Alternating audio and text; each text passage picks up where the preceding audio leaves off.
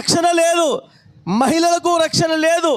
రాత్రి వేళ సమస్యలు, బాధలు, మానవంగాలు, దొంగతనాలు, బట్టెపై పనులు పనిచేస్తున్నారు.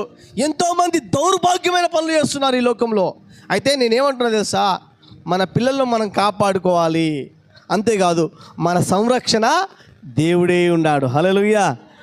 అదే యెరూషలేము చుట్టూ పర్వతం ఉన్నట్టు ఇది మొదలుకొని నేను నీకు తోడుగా ఉంటాను, నేను నీకు కవచంగా ఉంటాను, నేను నీ భద్రతగా ఉంటాను, ఎవడు నిన్ను తాకడానికి వీలు లేదు, నిన్ను తాకిన వాడు నా కనుగురుడును తాకుతున్నాడని దేవుడు చెప్తున్నాడు. హల్లెలూయా.